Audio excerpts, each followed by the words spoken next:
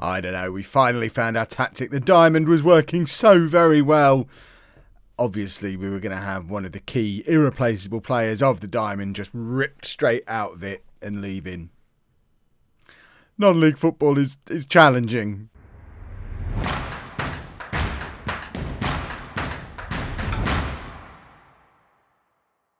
Hello and welcome to part 5 of It's Coming Home. I'm Kevin. Coming up on today's episode, we have 2 league games and we're at home against Stamford and away against Pontefract Collieries. Since you were last with me, as alluded to in the intro, the diamond has been working beautifully well, and if you've been following along on Twitter, you'll have seen that we have had a new hero emerge, Seth Patrick, who we signed I think a couple of episodes ago now, and I don't think I mentioned him coming in. He was just another player who came in because he was cheap. We're paying him a grand total of £15 for an appearance and £1 for every goal. Well, what that means is he's earned himself a fiver on top of his normal salary so far, because 5 goals from his first 4 games. He scored 2 on his debut and another 2 in his second game. It troubles me that he's an ex-cobbler, but it does mean that we've now got 3 very good strikers for this level in the shape of Hayter, Harris and Seth Patrick. And the system was working well.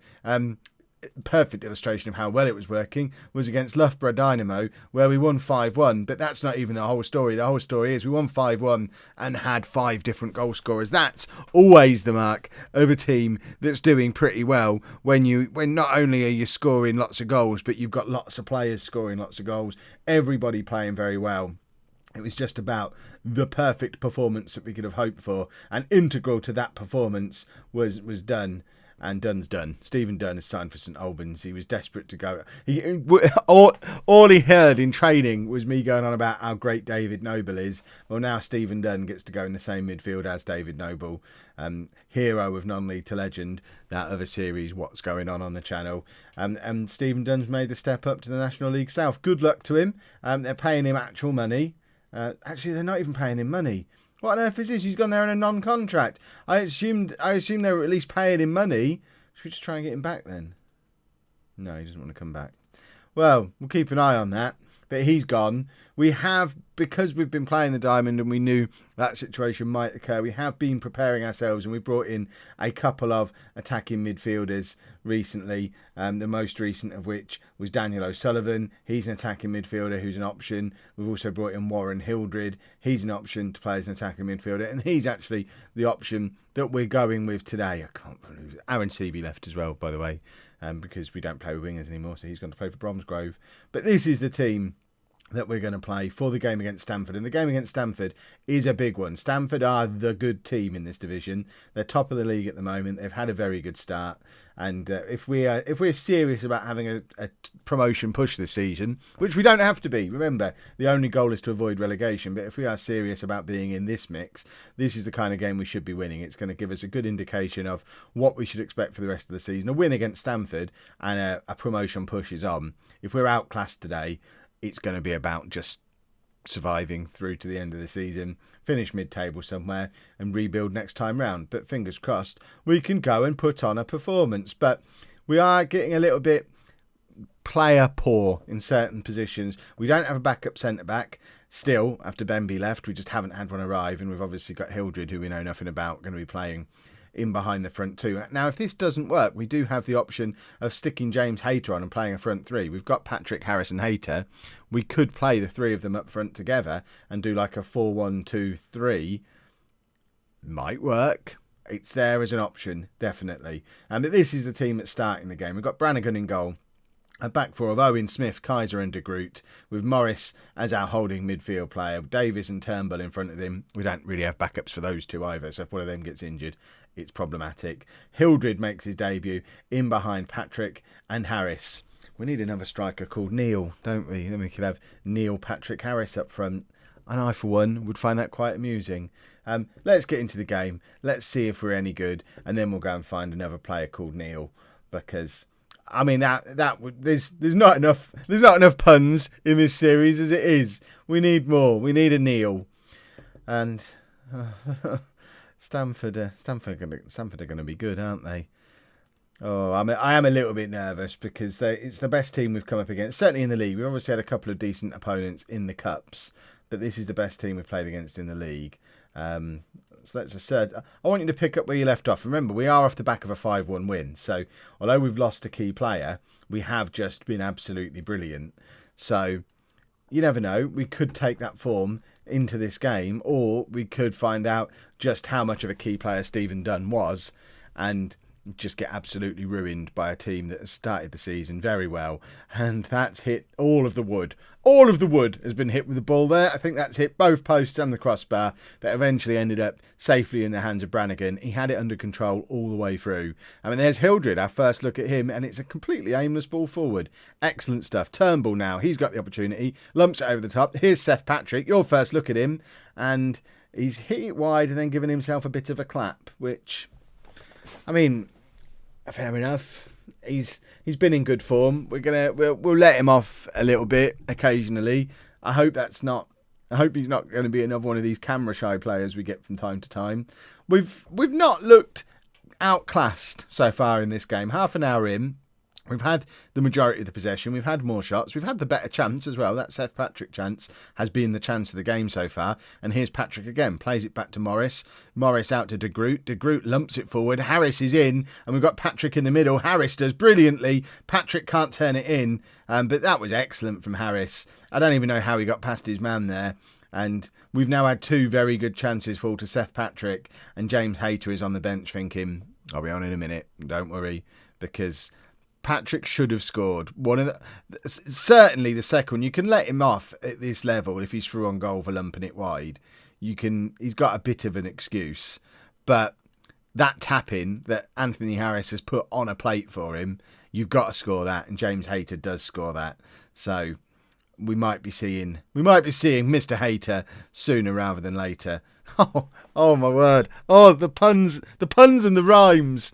Oh, what a time to be alive. Stamford are coming at us with their first proper attack of the game, and Morris nods it forward to Turnbull, who just lets it hit the back of his head, which puts us back under pressure. It was a strange decision, but Brad Smith lumps it clear towards Harris, and Harris can't get a hold of it. But De Groot gives it back to Harris again, who plays a perfect pass to Seth Patrick, who finally, at the third time of asking, tucks away a chance that has been laid on a plate for him by Anthony Harris. And my word, have we got a complete striker here in the shape of Harris. Deep in his own half. What a pass. We've seen the goal-scoring exploits of Anthony Harris so far this season, but he can actually do it all. How is he still here? There's going to be an episode, and I'm certain it's going to be at some point this week, where we have to start with a goodbye message for Anthony Harris. There's got to be teams at a higher level paying attention to what he's doing for us, because he's incredible. That was just brilliant. He looks a level above everybody else in this team. It is ridiculous. And I'm very glad that he's ours. And hopefully our youth system can produce another one like him, because obviously we've had him come through the youth system. We've had Morris and Phillips both come through the youth system. So we've got a decent youth setup. Harris is in and scores because he's Anthony Harris, and that's what he does. Goal number 25 of the season. It's not even Christmas yet, and Anthony Harris has scored 25 goals for us. Lovely ball over the top from De Groot, but really it doesn't have to be a good ball. You just have to hit it over the top of their defence, and you know that one of these two is going to get on the end of it, because they're both very quick, and Harris is just a lethal finisher. And now James Hayter is wishing he came on at half time, because how does he get on the pitch now? Answer, he doesn't really, unless we do go to that midfield three, which I guess is an option, because we don't really have oodles of options for the midfield, for the rest of the midfield. So we can bring on Phillips for Morris. That's our normal substitution at this point in the game. And I am going to do it. I'm going to have a look. I want to have a see how this looks. So if we have Hayter in between the two of them, like that, everyone's playing in their most natural position. I mean, this could be glorious, or it could be an absolute mess. But I imagine Hayter's going to be playing in a similar area of the pitch to what Hildred was playing in before. That's my guess, because we're asking him to be in the middle as the deep lying forward. And is there anyone tired? Owen's tired. Have we got a left back on the bench? We have. Reece McNally can come on for the last 10 minutes. And we've dominated a game against the best team in the division here. And that puts us 8 points behind top of the table Mansfield and back in the playoff mix. But the playoffs are an absolute, they're just nonsense at this level. I'm sure someone down in the comments can enlighten us all as to just how much of a mess the playoffs are. But bottom line, if we win these playoffs, we're still not necessarily up. There's the super playoff to do yet. It's a mess. So we don't really want to be messing around with playoffs. As and when we get a promotion out of this division, it would be better for my blood pressure and my just general health that we go up automatically or finish mid-table. They're really the two options that we've got. But if we play the way we've played the last few games for the rest of the season, which is a big if, because obviously it involves keeping these players at the club, and we wouldn't be the same team when Harris goes, and he's got to go, surely. But for now, we're enjoying getting points on the board, looking very, very good, and hopefully when he does inevitably leave, we've got another one ready to slot in the way Patrick has. I like having good players. This is awesome. Look at what we've just done to Stamford. I haven't really had any opportunity to judge the front three though. It certainly wasn't. It's not been any. I don't know. Has it been? I was going to say it's not been any less effective than the two with one behind was, but we've not really looked like a threat since they've been on there. But look, that's exactly the shape they've taken. The two more attacking players ahead of Hayter. So they are pretty much lining up the same way. Hayter's come very deep, and this is what we want from him. He's beautiful through balls. Patrick can't find Harris, but I think that lineup is roughly equivalent to what we were doing with an attacking midfielder in there, and it allows us to have a better player in the shape of James Hayter. It lets us play our three very good strikers all at the same time. There's Hayter dropping deep again, back to Davis, tries to find Patrick, can't get to him, but Hayter picks it up deep, and if he'd have stuck that in the top corner, I might have taken my shirt off to celebrate, because we're going up. If Hayter sticks that in there, we're going to be champions, I've decided. As it is, we're definitely in the mix. Passionate. That was a nice victory. Good work, gentlemen. And now we're playing against Pontefract Collieries. And if we can play that well again, I'm going to start to get excited. Well, that's put a dampener on things a little bit. All-time record appearance holder. I think it's probably joint with some other people. But if you go on to the club records, all-time record appearance holder, Rich de Groot, has left the club to go and play for Sheffield, who are in our division, but somehow they're able to pay him £110 a week. That would be a third of our weekly wage budget. So I can't blame him for leaving. It's going to be a problem that we have. We're giving these players non-contracts where they're earning £15, £20, £25 a match. If someone comes in and offers him £110 a week, there's no decision to be made there. He just goes. So Rich de Groot is gone. Luckily, it's a position we've got lots of backups in, but it is a player that we've played in every single game so far. So Rich de Groot is gone. Graham McGibbon, our backup goalkeeper, has got a grumpy on, so I think we're about to release him as well, unless we can convince him that he should be a backup goalkeeper for us. He don't fit in with how we want to play at the minute. That's probably you can leave as well. So we're going to let him go, because when you've got everyone on non-contracts, it's very important to keep the dynamics looking good. We don't want any player with any issues, so Graham McGibbon can leave as well. That's I liked the group, and now he's gone, and that makes me very sad. We have got another attacking midfielder who's come in there. Mohamed Sagaf is he is an attacking midfielder. He's a Somali under-23 international. 2.5-star current ability, 5-star potential. He's reasonably quick. He's better than O'Sullivan or anyone else that we had available to play there. He's not quite up to Dunn levels, but at least he's a proper attacking midfielder. And I don't know if he's going to be ready to slot straight into the team for the next match. How's his fitness doing? But yeah, we've got an attacking midfielder again, which is handy. The slight panic though. There's several clubs in for Ethan Kaiser, including Quorn. Which, are they the people who make like the sausages with no sausage in them? Is that the same Quorn, or is Quorn a place? But Ethan Kaiser might be leaving too, and then we'll have one centre back. New vice-captain being appointed. Graham McGibbon was our vice-captain previously. When I signed him, it was with a view to him coming in and being our first-choice keeper. He had a terrible debut, It actually, oh yeah, there you go. He had a terrible debut in the cup, conceding 4 goals, and we just put Brannigan straight back in again. Rob Davis, though, is an actual player, so Rob Davis can now be our vice captain. Our backup right back is now under offer as well. So our whole defence is basically potentially leaving between these 2 games, which is, I mean, it's terrifying. I don't care who Callum Nicholas is. I want players to stop leaving, please. It's nearly Christmas. Please stick around. At least Anthony Harris is fit to play. Just the one change to the team then. Yomi Samuels comes in at right back. He's another one of the ones that came in the summer. We've played him a couple of times in the various cup competitions, and he's got 1 substitute appearance in the league. But he gets the nod because he's the one who's not under offer anywhere else at the moment. Kaiser is. So we've got Joe McNulty stepping up onto the bench. He's not really good enough. He's only 1.5 star current ability. But he's literally all we've got. We've got Joe McNulty, and then we've got Morris, who can play at centre back. But really, do we want to be playing him there? He's a competent centre back, and it would. I mean, that might be the option. Bring Phillips into the team. This is obviously if we lose Kaiser, he could turn down the contract. You never know. For today, we stick with the diamond, though. I haven't played the new guy because he's not match fit, so we're going to keep Hildred in there for today. We've got James Hayter ready to come on if we need to switch to that as well. I expect nothing but a win. Yeah, let's keep our run going. Let's be one of those managers. I'm going to be demanding. We're playing very well. Pontefract are a team we should be capable of beating. They're only down in 9th place, so actually they're not that much worse than us. I thought they were a team who were down in the relegation mix, but they're not. They're a roughly equivalent team to us. So perhaps I should have done a slightly more friendly team talk because we're away from home against a team roughly on our level. But Brad Smith is there. Oh, it's offside. It's a lovely little free kick floated across from Morris. I don't really see how he's offside there. Do we get the little aerial view to show him being offside? Brad Smith is absolutely not offside. It must be Turnbull, but we're not going to get the one with the lines on there, which seems a little unfair.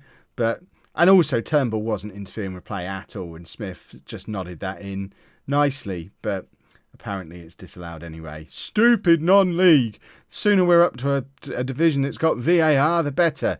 Patrick is in, and Patrick's fouled. And why is Warren Hildred the penalty taker? Change. How do I check? I didn't get there quickly. You better score, Warren. Why on earth is Harris not taking this penalty? Warren Hildred does score. I don't know why he was taking it because I'm pretty sure we've got Anthony Harris set as our penalty taker, but it doesn't matter. Hildred scored anyway. Oh my word. It doesn't give you long to get up there to change a penalty taker, does it? Goodness me. Right, 1-0 up just before half time. It was always planned that way. We knew Hildred was good at penalties. It was all about Hildred. I need to check who our penalty takers are because that is just silly. I'm certain. Where are we? Penalties. We don't have any penalty takers set. I mean, that explains that then, I guess. I'm sure I'd already set that. Right, let's assertively keep doing what you're doing and get out there for the second half. I remember setting up penalty takers. I must have done it mid-match at some point, though. And obviously, if you do it mid-match, it doesn't save, which has always frustrated me. I can understand if you're making a tactical tweak. It should just give you the option after the match to start the next match with the tactic you ended the last match with or the one you started the last match with.